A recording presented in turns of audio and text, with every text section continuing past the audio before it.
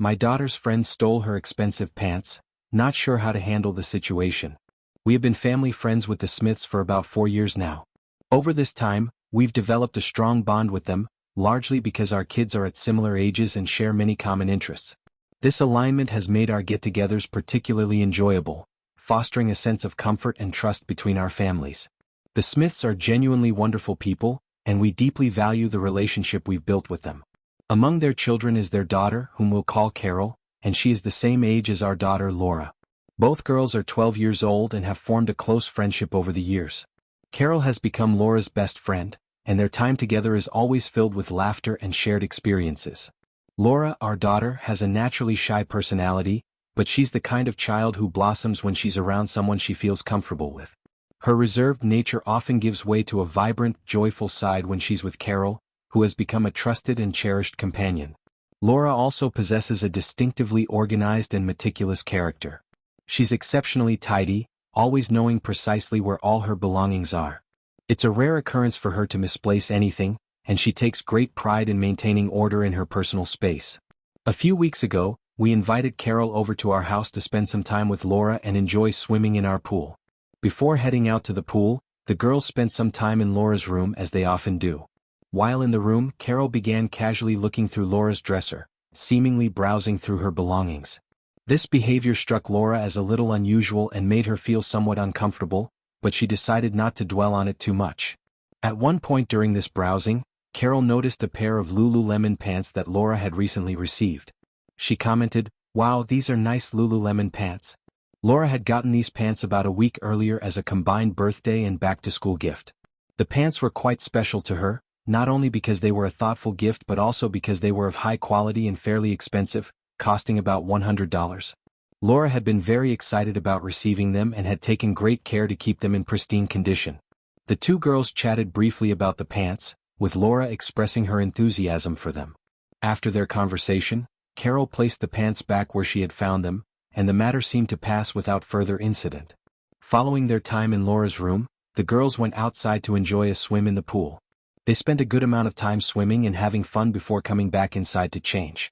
Carol had left her bag in Laura's room during this time, while the girls continued to hang out together for about another hour or so.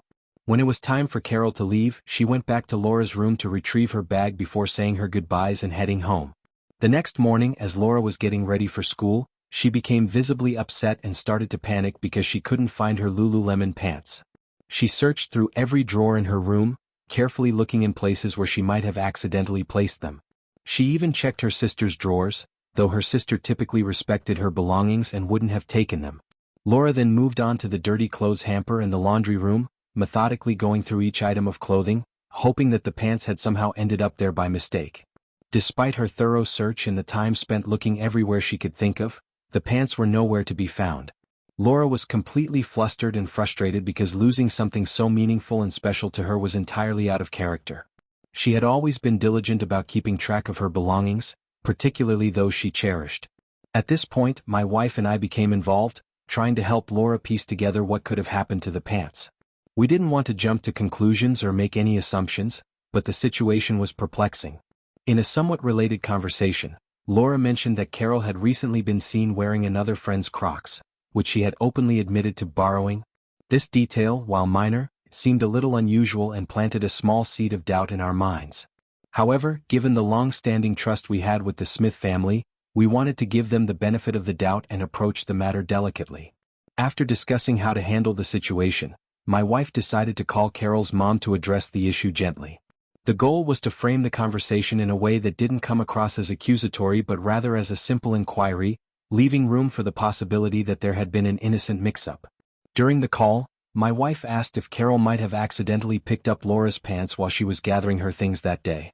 Carol's mom assured my wife that she would ask Carol about it. Shortly after, Carol's mom called back and informed us that she had spoken to Carol, and Carol had claimed she didn't have the pants. Accepting this response at face value, we shifted our focus back to the idea that the pants might have been misplaced somehow, even though it felt increasingly unlikely, given Laura's meticulous nature. Weeks went by, and despite our best efforts to locate the missing pants, they still hadn't turned up. Laura continued to check her room and other possible places they might have ended up, but the pants remained missing. This situation continued to weigh on her, as she found it hard to believe that something she had been so careful with could simply vanish. Then, just yesterday, something happened at school that reignited the mystery. Laura spotted Carol wearing a pair of lululemon pants that looked strikingly similar to the one she had lost. The similarities were undeniable: the same distinct logo positioned on the lower back, the pocketless design, and the exact same color. Laura couldn't ignore how much they resembled her missing pair. Adding to her suspicion was the fact that, during their earlier conversation when Carol first saw the pants in Laura's room, she had made it clear that she didn't own any pants like that herself. This detail made it all the more unlikely that Carol would coincidentally have an identical pair. Driven by curiosity and a desire for clarity, Laura approached Carol and commented on how the pants looked a lot like hers. Carol's response was hesitant and uncomfortable, and her body language seemed to convey unease. Laura noticed that Carol appeared to be making an effort to conceal the logo on the pants, which further heightened her suspicions. At one point, while walking with a group of friends, Carol lagged behind, seemingly attempting to fold the waistband of the pants over to hide the logo entirely. Laura had previously confided in another close friend, Sarah, about the missing pants and her suspicions surrounding them. Sarah was well aware of the significance of this moment and decided to keep a close eye on Carol's behavior as well. The combination of Carol's evasiveness and her apparent attempts to conceal the logo left both Laura and Sarah with a strong sense that something wasn't quite right. Later in the day, Carol, Laura, and Sarah were in class together. While sitting in proximity, Sarah took the opportunity to observe Carol's pants more closely, as the situation surrounding them had become a point of significant interest and concern. To her surprise, Sarah noticed that the small but unmistakable Lululemon logo, which had been visible earlier in the day, was no longer present on the pants. It was evident that the logo had been deliberately cut out, a change that had undoubtedly occurred since they had seen Carol earlier that morning. This observation immediately caught Sarah's attention, and she discreetly pointed it out to Laura, who was equally taken aback. When Laura had a chance to look for herself, she confirmed that the logo was indeed missing, leaving behind a clear indication that it had been intentionally removed. This new development was deeply troubling for Laura. The removal of the logo seemed like a deliberate attempt to obscure the pants' brand and origin, further fueling her suspicion that the pants Carol was wearing were, in fact, her missing pair. The situation had now escalated beyond mere coincidence or misunderstanding. Laura felt a growing sense of unease but chose to remain silent, as her non-confrontational nature made it difficult for her to address the matter directly. She confided in Sarah once again, and they both agreed that the deliberate removal of the logo only made the situation more suspicious. When Laura returned home that evening, she shared this latest development with my wife and me. We listened carefully as she recounted what she and Sarah had observed and how the logo had been cut from the pants. This information added a new layer of complexity to an already delicate situation. My wife and I discussed it at length, weighing the potential consequences of addressing the issue further. We recognized that confronting the Smiths again could risk creating an awkward wedge between our families, a possibility we did not take lightly given our close relationship with them over the years. However, we also felt a responsibility to advocate for Laura and address what seemed to be a growing issue of dishonesty. After much deliberation, we decided that the right course of action was to call Carol's mother again. We agreed that even if this conversation created tension, it was important to communicate what Laura had observed and allow Carol's mother the opportunity to address the matter. My wife made the call that evening, prepared to handle the situation with care and tact. When Carol's mother answered, she mentioned that she was in the middle of a school-related event and appeared to be somewhat preoccupied. My wife carefully explained the situation, detailing how the logo on the pants had been present earlier in the day but was later discovered to have been cut out. Carol's mother responded with a casual, "Okay, I will check later tonight and get back to you," before ending the call.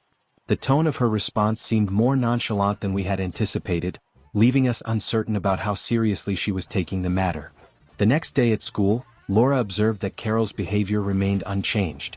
Carol appeared to be acting as though nothing had happened, showing no signs of concern or acknowledgement of the situation. There was no mention of the pants, nor any indication that her mother had spoken to her about the matter. This lack of response left Laura feeling confused and uneasy, but her reserved nature made her hesitant to bring it up again. True to her character, she opted to avoid confrontation and focused on getting through her day as usual. Meanwhile, we noticed that we had not received any follow-up communication from Carol's mother, despite her assurance that she would check later tonight and get back to us. Over 24 hours had passed since the phone call, and the lack of response left us wondering whether the issue was being taken seriously or if it was being dismissed altogether. This silence added to our frustration, as we had hoped for a resolution that would clarify the situation and preserve the trust between our families. Instead, we were left in a state of uncertainty, unsure of how to proceed or whether we should address the matter further. So now we're not totally sure what to do. Do we wait another day or two? Do we call a third time and up the rhetoric a bit? My wife hasn't used the word stolen yet, but that's only because we thought the hint, so to speak, was obvious enough that she would at least tell Carol, "You need to give those back." Do we just let it go at this point and cut our losses? We had already set up a date to have their family over this Friday for dinner, so now we're kind of dreading that, because if we don't say something between now and then and they don't say anything to us, we're going to have that in the back of our minds the whole time and not be super thrilled about it. Not to mention, we can't trust Carol in our house because who knows what she has her eyes on next? What's the best thing to do here? Original person posted an update. 3 days later, as I mentioned earlier, we had plans to host the Smiths for dinner at our house on Friday night. This dinner had been scheduled well in advance, about a month before the situation with the missing pants unfolded, and roughly a week prior to the day the pants disappeared. Despite the awkwardness surrounding the unresolved matter of the pants, we decided to go forward with the dinner as planned, hoping to maintain the cordial relationship we had built with their family. The events leading up to this dinner remained fresh in our minds, particularly the phone call my wife made to Carol's mom on Tuesday. In that call, my wife had clearly explained that Laura had seen Carol wearing what appeared to be her missing lululemon pants at school.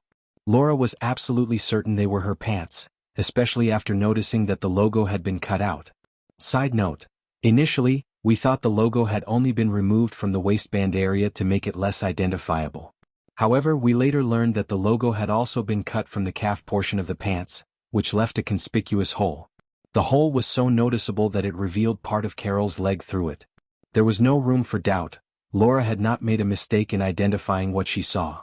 Despite the evidence and the gravity of the situation, Carol's mom did not bring up the matter during the days that followed the phone call. There was no mention of the pants, no follow-up conversation, and no indication that she had taken any meaningful steps to address the issue. This silence only added to our frustration and unease. We had hoped for a proactive response or at least an acknowledgement of the seriousness of the situation, but none came. Finally, during the dinner on Friday night, the topic of the missing pants came up, but only after my wife and Carol's mom found themselves alone, chatting in a quieter part of the house. It was Carol's mom who initiated the conversation, and the exchange went as follows. Carol's mom: "So, the pants?" I asked Carol about them again and she said she hasn't seen them. I even went through her drawers to check myself, but I couldn't find them. I know when things get lost at our house, they sometimes end up in a sibling's drawer by mistake. My wife: "I get that. We've checked every drawer in our house at this point, including Laura's siblings' drawers. We've been incredibly thorough and they're just nowhere to be found." Carol's mom: "Did you check under the couch? We find all kinds of things under there at our house." Yes, she genuinely implied that a $100 pair of pants could somehow have ended up under the couch. My wife, somewhat bewildered: "No, I'm pretty sure they're not there. We've looked in all the logical places, and even some illogical ones, just to be sure." Carol's mom: "So weird that they're just gone."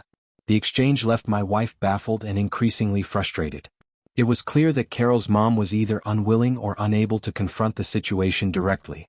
Instead of addressing the overwhelming evidence or considering the possibility that Carol might have taken the pants, she chose to offer implausible explanations, like suggesting the pants might somehow be under the couch.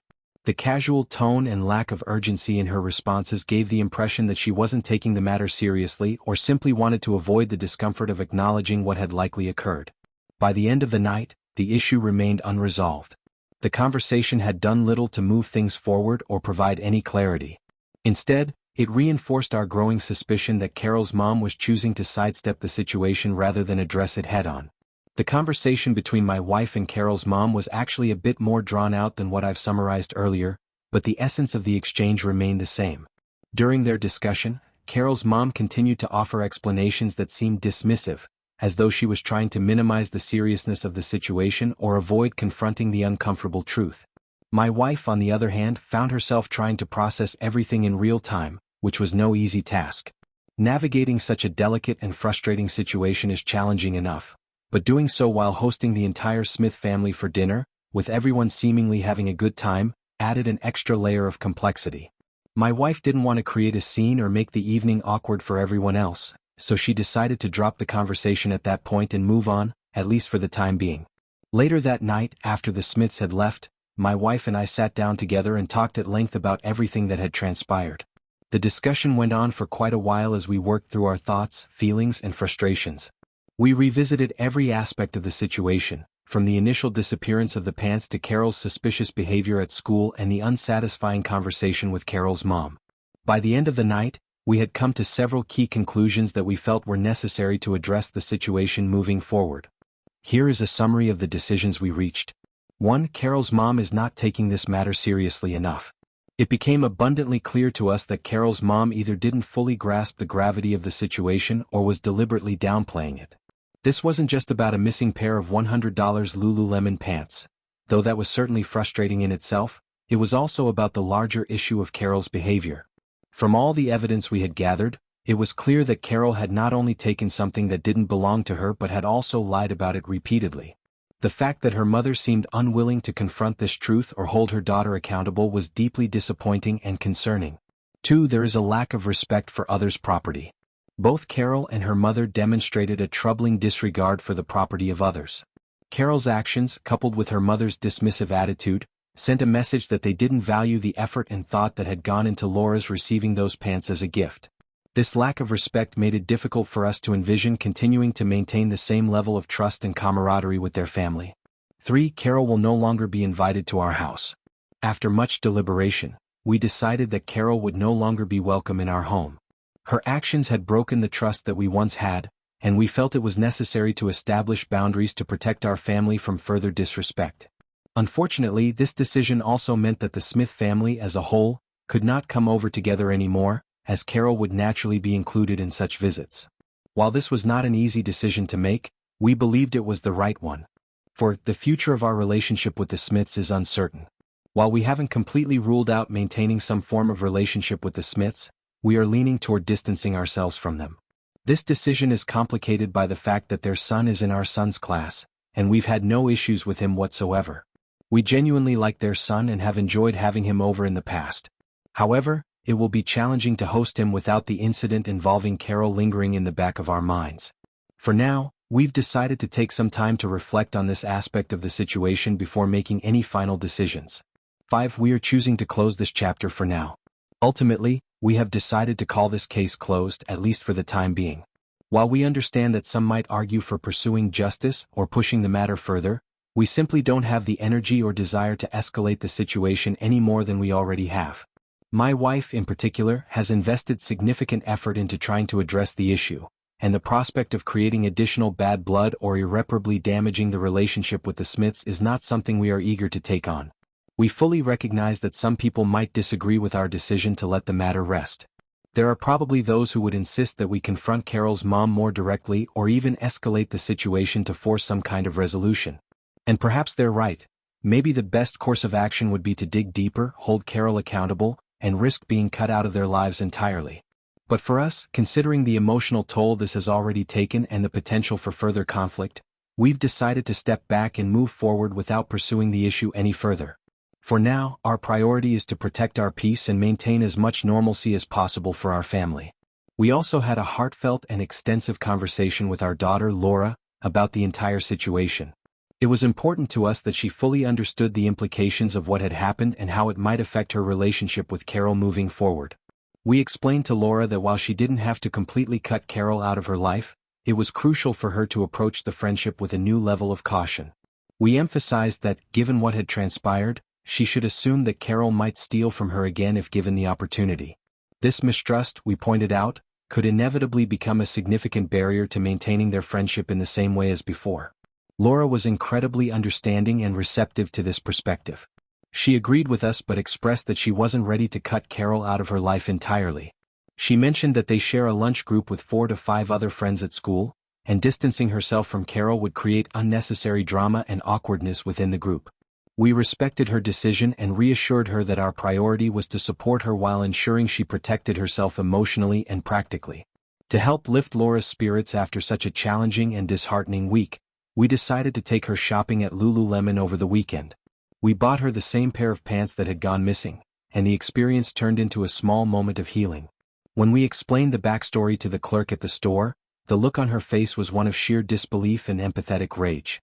Her reaction mirrored what many people have expressed when hearing about this situation, a mixture of shock, frustration, and sorrow for what Laura had to endure.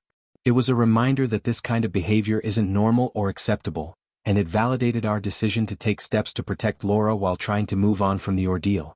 The hardest part about all of this is coming to terms with the realization that someone we once considered a trusted friend, a family we've shared so many great memories with, could display such a profound lack of integrity and accountability. It's painful to see that Carol and her mother don't seem to share the values we believe should be fundamental: respect for others' property, honesty, and taking responsibility for one's actions. This kind of discovery cuts deep, not just because of the stolen pants but because it fundamentally changes how we view them as people. My wife has found some solace in talking to 2 other moms about the situation. While she initially felt conflicted about discussing the Smiths behind their backs, it has been a cathartic experience for her to vent and receive validation from others.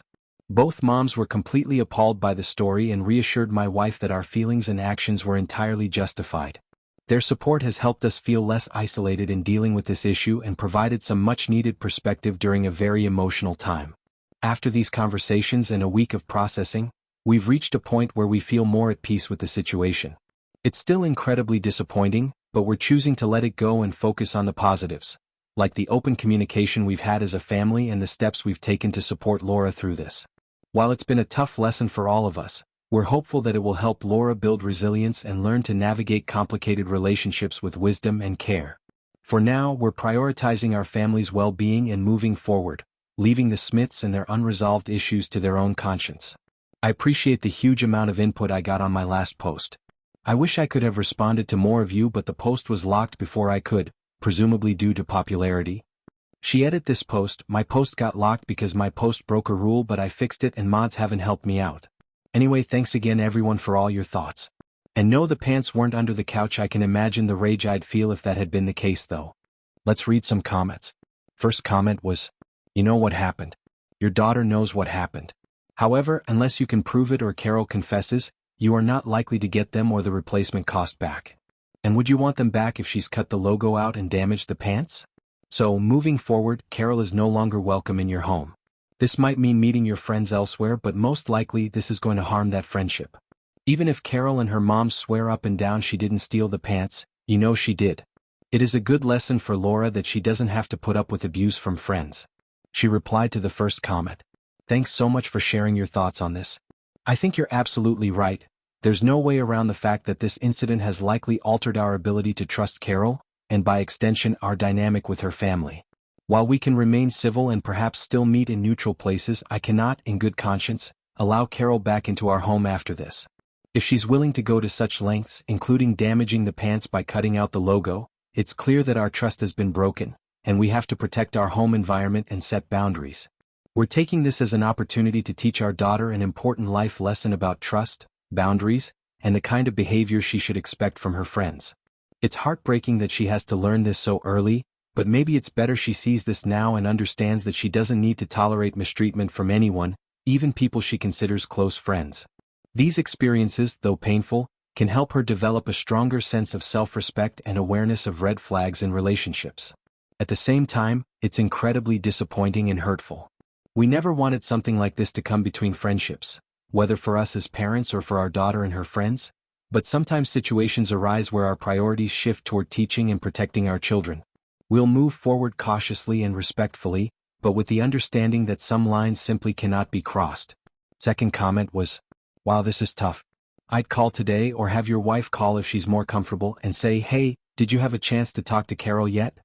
Here's the thing. Mom must have seen the pants on Carol when she came home, or even when she left for school. She knows she didn't buy her a pair of $100 lululemons. So if she says Carol doesn't know anything about it, that's when you have to step it up. You say, 'Well, Carol's mom, did you see the pants she was wearing? If not, did you check her backpack?' Because several people saw her in an identical pair of lululemons, and then later after she was confronted, she'd cut off the logo. I am sorry to say this, but we are certain that Carol took Laura's pants without asking. This is a big deal. You guys have done nothing wrong. And if Carol's parents won't hold her accountable, you should not let it go. I'd rescind the invitation." this is a problem. I feel for you as a parent, but we can't have a kid we can't trust in our home, especially if her parents are enabling her and won't hold her accountable. Hopefully, Carol's mom is just reeling from this very unsavory new development, and will deal with it appropriately when she gets a minute to collect her thoughts. I hope she's not like some of today's parents who refuse to admit there's a problem with their kids.